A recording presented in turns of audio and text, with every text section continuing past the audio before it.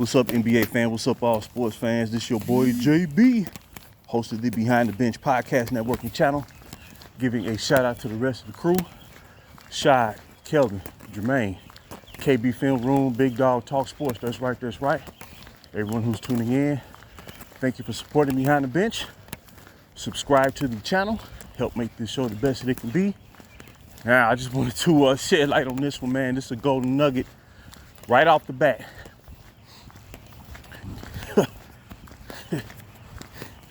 Man, I'm gonna tell you, over these past 7 years, man, well, first of all, man, like I said, I want to always give kudos to the teams out there that's doing it right, man. You know, they got real futures for themselves, dog, and identity for themselves. You know, Oklahoma City Thunder, kudos to them. Cleveland Cavaliers, kudos to them. The defending champion Boston Celtics, I mean, at the end of the day, they are the defending champions. And, you know, they had an opportunity to trade Jason Tatum and Jaylen Brown at the time for either Anthony Davis or Kevin Durant, you know. And they said no. They said, we're gonna stick with the players who we drafted, man. And that's how you really sustain a franchise, man. And don't get me wrong, throughout basketball history, yes, superstars have been made to be the catalyst for putting your team in position to win a championship after you trade for them. But it wasn't a short-term venture, man. It was a long-term effort. That's the difference with the Kareems of the world, people like that. Kareem Abdul-Jabbar. Yes, we have seen superstar trades. And then Moses Malone, who was in his prime when he was traded to the Philadelphia 76ers as the final piece to the puzzle to finally match up with the Lakers in the finals, and they won the championship in 1983 in grand fashion. But Philadelphia was already a championship level unit that was just missing one piece. They would lose to the same team, which was the Lakers. Okay. I just want to give kudos to those teams real quick, man. When it comes to my squad, man, when it comes to the Lakers, man, I sit here and be like, wait a minute, man. We were led to get rid of all our real talent. And then we sitting here got to celebrate a young man who has no business in the NBA. And this is not about attacking this person, man. It's not about attacking him. It's a fact. So I got to see the Randalls of the world, who's been balling as of lately in Minnesota, averaging about 22 a game, 23 a game. Brandon Ingram, what he was able to show in a broken situation down there in New Orleans after being traded. And what's crazy is Anthony Davis, man, you know, I was always a fan of AD. Man, but the way he was brought to the Lakers was foul, man. And now he gone. So, I mean, that pretty much explains the situation in LA right now when it comes to the purple and gold. But I just want to ask this question, man. We got to celebrate a young man who ain't got no business in the league.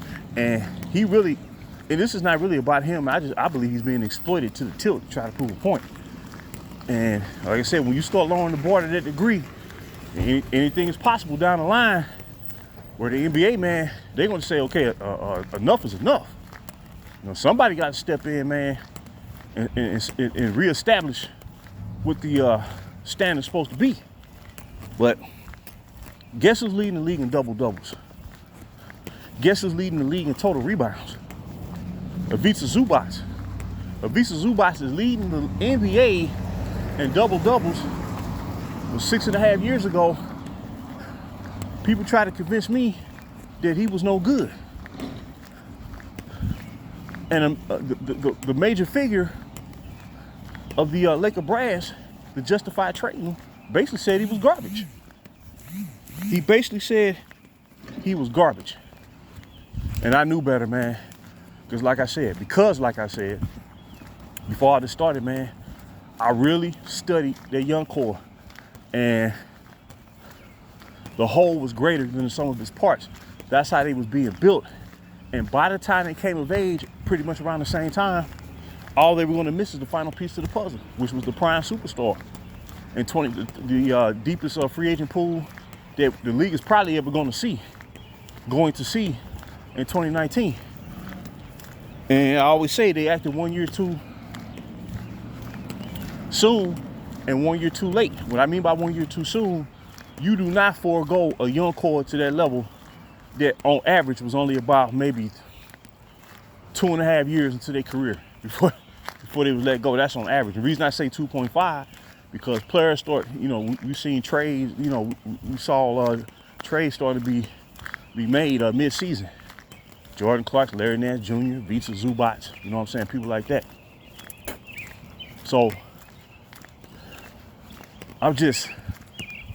look, man, Zubac is playing like a top 5 center and probably greater than that. Now, ain't no probably to it, because since the All-Star break, the man's averaging over 20 points a game and getting you damn near 13 rebounds a game. And his shooting percentage is off the charts. And that hook shot is becoming more reliable. And you can tell he's confident in his game. And that's what it's about. You have to believe in your players. You have to truly develop your players. And the Clippers, I mean, they've been messing around with him too. You know what I mean? For the greater part of the past 5 years. And they had to involve him this year out of necessity because, Kawhi Leonard was not available at the start of the season. And then Paul George, signed elsewhere, went to Philadelphia. So they had to do it. Because they didn't know if James Harden was going to, James Harden, for the one thing I would say about James Harden, he's a durable player, man. He's a durable player. You can rely on him being in uniform. He definitely deserves kudos for that. But at the end of the day, if they had really developed Zubac, well, like I said, because like I've always said, he really should not be playing for the Clippers. Now, I'm sure he enjoys it because he was traded, but he was traded to a team that played in the same city as the Lakers. So to him, I believe he's adjusted well. And what I like about Zubac, man, he's a team player, man. He's a team player because there's nights where he do not get the ball when he's supposed to. And he go out there, man. He sets screens for the James Hardens and the Kawhi Leonards and the Norman Powells, and he don't really put up too much of a fuss about it, man. So he's a great team player, man. But at the end of the day, that young man was traded before he turned 22 years old, man. And if he had been, developed, I'm talking about really developed, man. Because what hurt him with the Lakers, they start bringing in veteran players. When Brook Lopez wanted to re-sign for the vet minimum. Now, he wanted to re-sign for the vet minimum. That's how much he wanted to stay on the Lakers. You don't let go of a player like that. And then 2 years later, he helps the Milwaukee Bucks and Giannis Antetokounmpo win a championship. See, in this whole process, with the Hurricane on the team, you get devalued. The head coaching position get devalued. You just bring on someone, no coaching experience. And I know the Lakers got a pretty good record this year, man. But that's really a byproduct of really the improvement and competitive nature of the Austin Reeves of the world. And then early in the season, Max Christie with his defensive ability at the perimeter, and then Dalton Connect with his shooting ability before he was traded. So, as a rookie, 5 months into his career, he was traded. So, I just think it's insane what's going on. And if this was 2015 instead of 2025, their young core, let me put it this way. If they had not brought the Hurricane to the team, they wouldn't have traded none of those players, man. I know I wouldn't have did it, And I know, man, it's a lot of hoopla and hype surrounding this guy, man. But I'm just so beyond that point, man. It don't mean nothing to me, because for the most part, they ain't been doing nothing. And they had to bring in Luka. I mean, it's almost like he was snatched away from his team to help anchor this guy, because they don't believe in him. That's really what it is. You wouldn't need a Luka. If you truly believe in this guy, and if he can really deliver the goods, you wouldn't have to snatch Luka away. Try to anchor this franchise. But that's where it's at. And then you trade away AD, who the future was really mortgaged for to get. Anthony Davis I'm talking about. So Zubac, more than likely, if he plays the remaining games of the season, he's going to lead the entire NBA in total rebounds And that's a heck of an accomplishment for a player who was totally disregarded with 2.5 years into his career. He was totally disregarded, man. I think it's absolutely disgusting. You know, and then double doubles, man. So he's a double. That means he's consistent.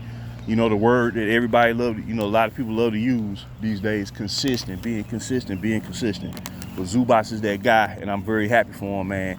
And I root for him always. And he's a true Laker at heart, just like the rest of that real young core. So I just want to drop that nugget, leave comments and thoughts. Until next time, this is JB for BTV Behind the Bench.